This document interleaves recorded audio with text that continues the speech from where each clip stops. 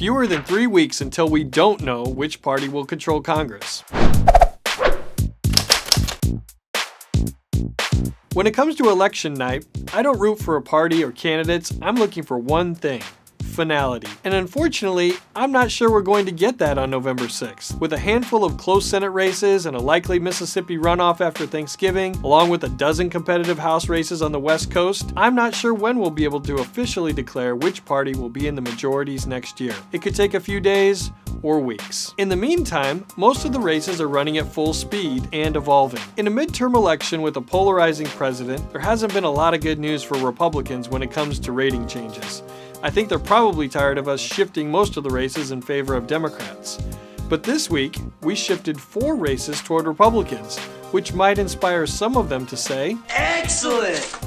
But another 8 races shifted toward Democrats. Bogus! In the Senate, we shifted New Jersey from solid Democratic to likely Democratic. I still think Senator Bob Menendez is going to win, but his favorability numbers are terrible. That tends to happen when you're on trial for corruption. And he's facing a wealthy candidate, Bob Hugin, who is spending serious money. But Menendez is still a Democrat in a Democratic-leaning state in a Democratic year. The better news for Republicans might be the races we didn't move. A few weeks ago, Jeff Flake's seat in Arizona looked to be slipping away. Tennessee didn't look like it was coming together. Bill Nelson had various leads in Florida.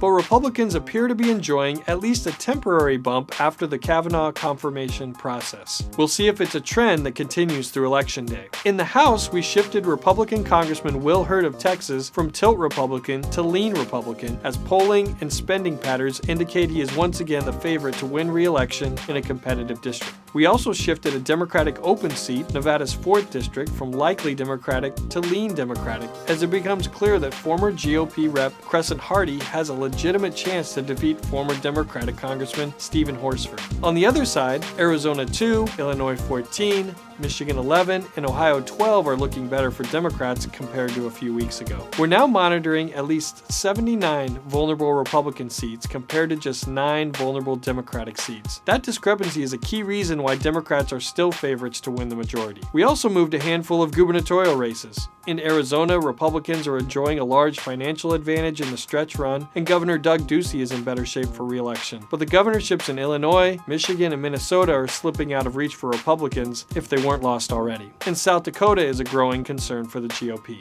Check out Roll Call's election guide for the specific rating changes. Over the next few weeks, we'll be watching to see whether Republicans can sustain or grow any uptick they've seen in enthusiasm, and if Democrats can change the trajectory of key races with a wall of television ads powered by astounding fundraising. But as we endure the home stretch of the campaign and wait for results, I leave you with some most excellent advice from philosophers Bill S. Preston, Esquire, and Ted Theodore Logan. Be excellent to each other.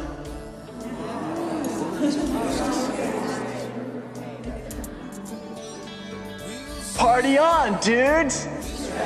Good one, dude.